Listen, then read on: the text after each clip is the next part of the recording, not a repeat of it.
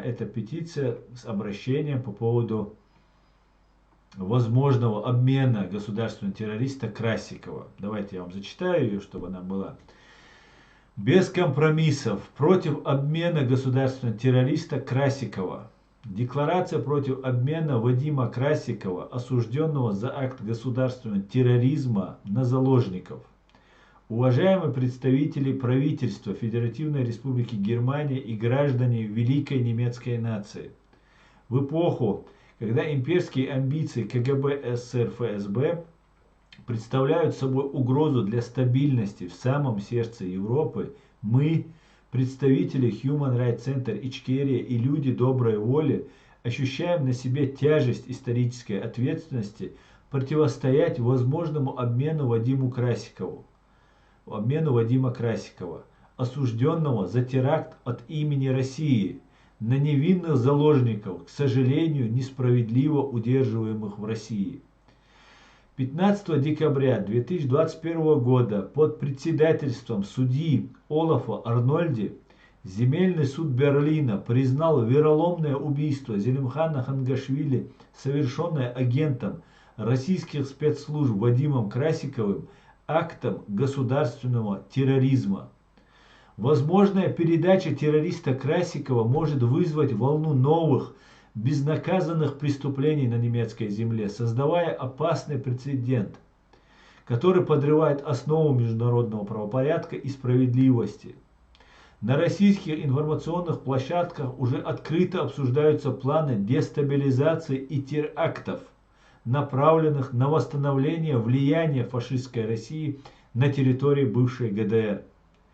Германия, заслуженно гордая своими высокими стандартами правопорядка и членством в Европейском Союзе, должна оставаться непоколебимой в своей приверженности международным нормам и обязательствам по борьбе с терроризмом.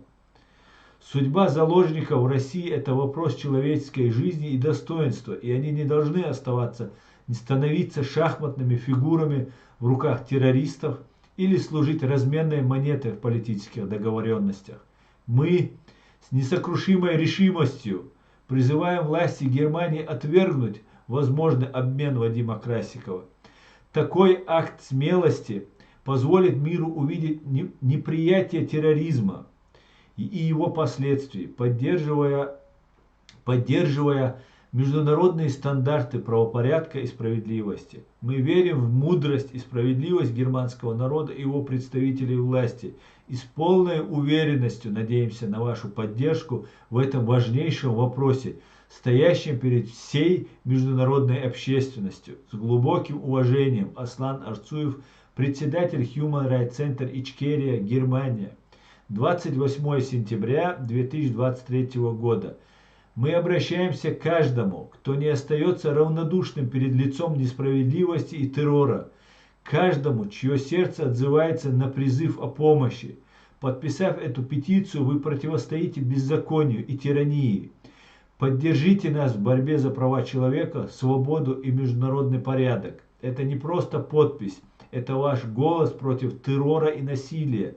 Это ваш вклад в создание справедливого мира. Подписывайтесь и делитесь. Ваша поддержка – наша сила и надежда. И ссылка на петицию будет под видео. Пожалуйста, все подпишите. Я вырежу это видео отдельно и выложу о себя тоже, где тоже будет петиция под этим видео. В данном случае на данный момент несколько десятков только человек подписали эту петицию.